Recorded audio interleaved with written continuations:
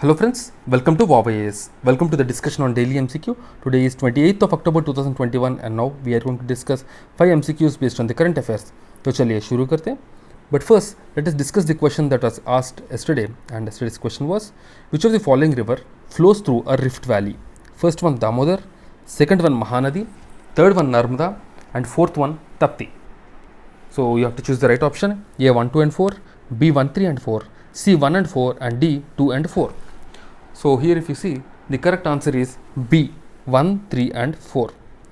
So Rift Valley, we see basically a Rift Valley is a lowland region that forms when Earth's tectonic plates move apart or rift. The Narmada flows in a Rift Valley flowing between the Satpura and the Vindhya ranges. Satpura and the Vindhya ranges. Okay, so the Narmada has to be there in the answer. So if you see even in that logic, if you use even that logic, you have only B 1, 3 and 4. Okay, see even Damodar and Tapti also. So if you see Damodar, actually it flows in the Chota Nagpur plateau. Okay, it flows through the Rift Valley. And Tapti, if you see, the Tapti river and Mahi river also flows through the Rift Valleys, but between different ranges. So Tapti is also correct. So 1, 3 and 4 is the correct answer. So now let's look at the first question. And guys, as you know, daily we upload 5 MCQs based on the current affairs. So these MCQs are available in our Telegram channel.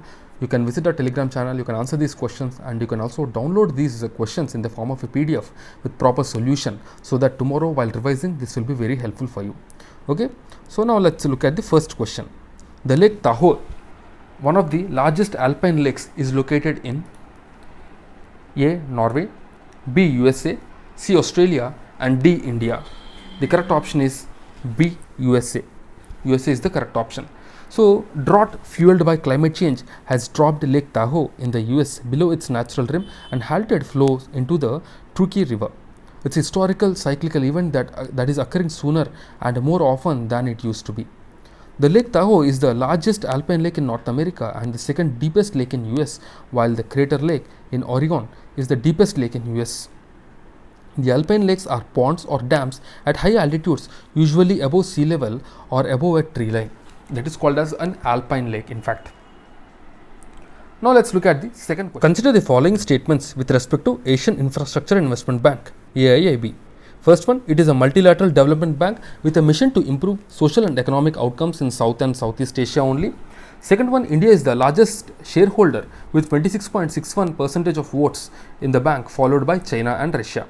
So which of the following are correct? A 1 only, B 2 only, C both 1 and 2, and D neither 1 nor 2. You have to choose the correct option, and the correct option is D neither 1 nor 2.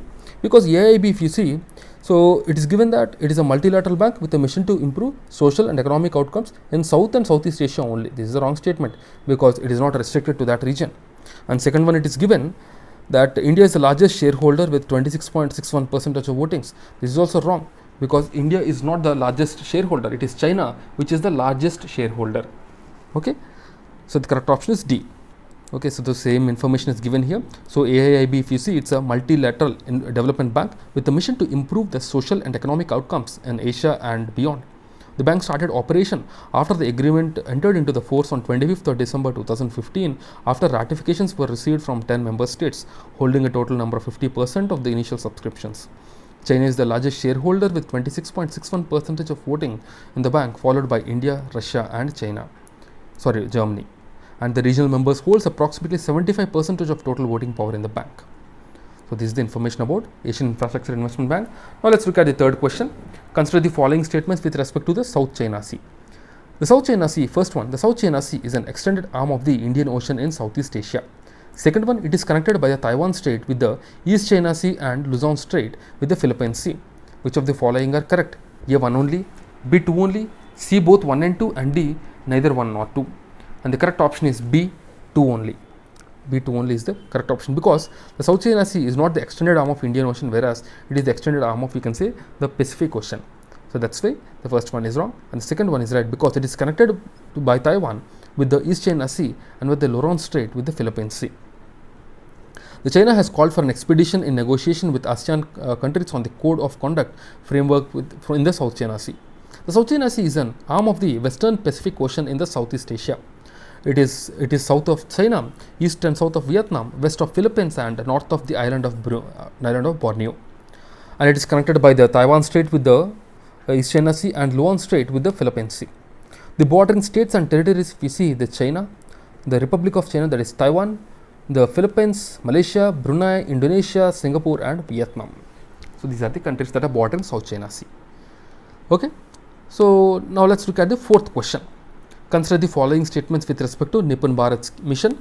First one, the mission aims to effectively reduce the mismatch between the supply and demand of skilled manpower in the country, thereby creating decent opportunities for youth to earn and work.